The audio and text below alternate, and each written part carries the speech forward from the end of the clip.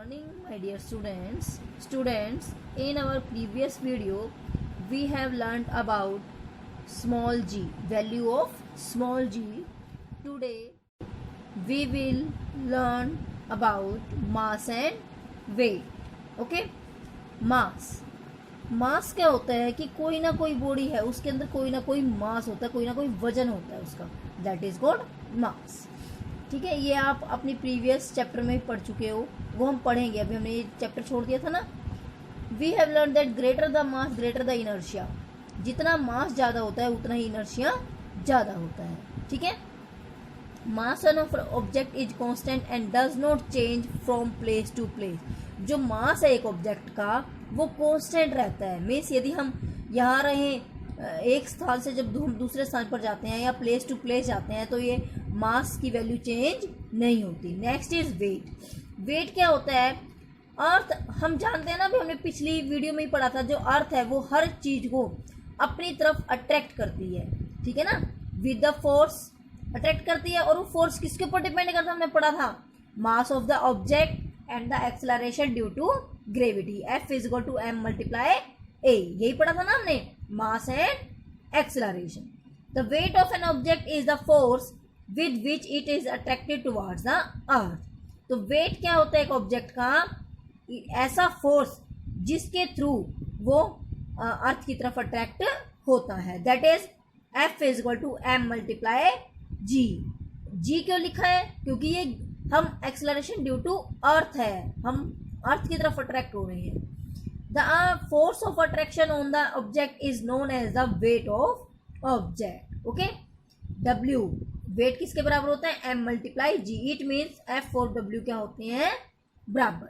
जब F और W बराबर है तो F क्या है? फोर्स. फोर्स की यूनिट क्या होती है? न्यूटन. सो वेट की यूनिट भी क्या होगी?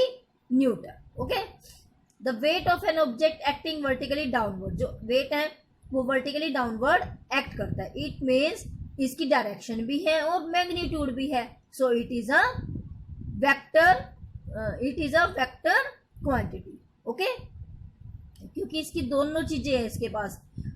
It has value as well as direction.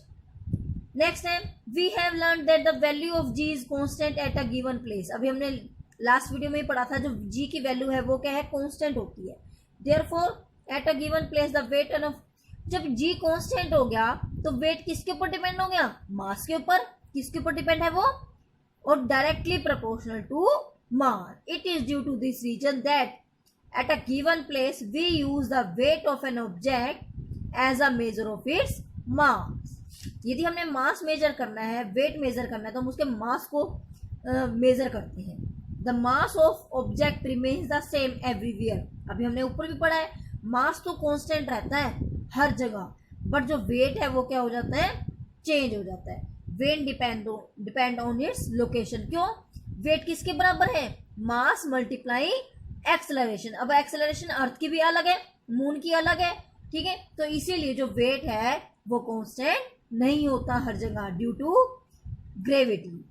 Next है, wait of an object on the moon. Moon के ऊपर ऑब्जेक्ट का वेट क्या होगा? अभी हमने पढ़ा है कि वेट तो क्या है? अलग अलग होता है. तो जो we have learn that the weight of an object on the earth is the force with which the earth attract the object. In the same way, अब ऑब्जेक्ट कहां पर है? मून पे है, तो एक्सेलरेशन किसका लगेगा? मून का. इन the same way the weight of an object on the moon is the force with which the moon attract the object. ठीक है, तो हम अब किस पे डिपेंड करेगा कि मून कितने फोर्स से उस ऑब्जेक्ट को अपनी तरफ अट्रैक्ट कर रहा है. The mass of the moon is less. हमें पता है जो मास है मून का वो अर्थ से क्या है? कम है. Due to this mass exert less. हमने पढ़ा था जो फोर्स है वो मास की क्या है? डायरेक्टली प्रोपोर्शनल है ना. जब मास क्या है? कम हो गया तो फोर्स भी क्या हो गया? कम. ओके, अब हम अब डेरिवेशन ड्रॉ कर रहे हैं. Let the mass of an object be m. किसी भी ऑब्जेक्ट का मास क्या है? Small m. Let its weight on the moon will be wm and the mass of moon will be mm. m small m क्या represent करता है? Moon. कि moon का मास है तो W किसके बराबर होता है? g mm by r square हो गया ना. W हमने फोर्स फोर्स हमने कहा था कि वेट के इक्वल होता है, इसीलिए फोर्स की जगह हमने क्या लिख दिया, W।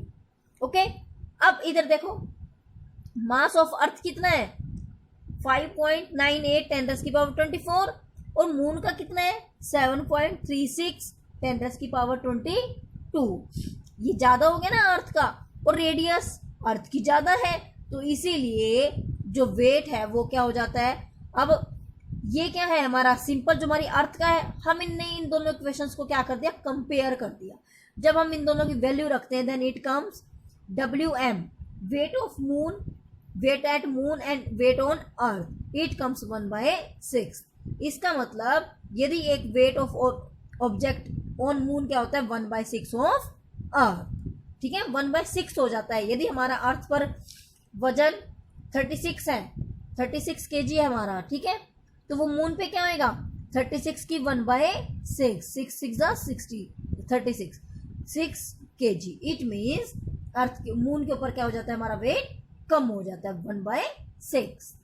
Next topic is thrust and pressure. क्या है थ्रस्ट एंड प्रेशर, आप 8th क्लास में भी पढ़ के आए हो, ये पढ़ के आए हो ना, ठीक है। हैव यू एवर वंडर, क्या मतलब है, ये देखो, ये बोर्ड पे क्या लगा है, एक बुलेटिन बोर्ड है, उसके ऊपर न्यूज पेस्ट कर रहा है। आपको पता ना, ऐसे नेल्स थंबपिन से हम लगाते हैं, तो हम क्या करते हैं, उसके अपने हैंड से, अपने थंब से उसके ऊपर प्रेशर डालते हैं, जोर लगाते हैं, तभी तो वो जो नेल है वो उसके अंदर जा पाती है। तो इसको क्या बोलते हैं हम, प्रेशर। प्रेशर क्या होता है, फोर्स पर यूनिट एरिया। हम पिछले साल भी हमने ये पढ़ा था। Have you wonder why a camel can run in a desert, desert में कैसे रन कर सकता है वो सब किसके कारण होता है, थ्रस्ट एंड प्रेशर के कारण। ओके, जो कटिंग टूल्स है आपने देखा ना, जो जितना शार्प नाइफ होगा वो उतना ही शार्प काटेगा, बड़ी जल्दी काट देते हैं, तो ये सब किसके कारण होता है, thrust and pressure. Okay, you have learn that weight is a force acting vertically downward. हमें पता है जो वेट है वो कहाँ करता है, वो एक फोर्स है जो वर्टिकली डाउनवर्ड, हमने पढ़ा था ना अभी, जो वेट है उसका उसकी यूनिट्स भी है और उसकी डायरेक्शन भी। तो क्या डायरेक्शन है, वो vertically downward. Here the force is acting perpendicular to the surface of the sand. मतलब जब हम ऐसे चल रहे हैं तो वो परपेंडिकुलर क्या होता है, बिल्कुल उसकी उसमें क्या होता है, बिल्कुल 90 डिग्री का जो एंगल बनाते हैं, ठीक है, उसे कहते हैं परपेंडिकुलर।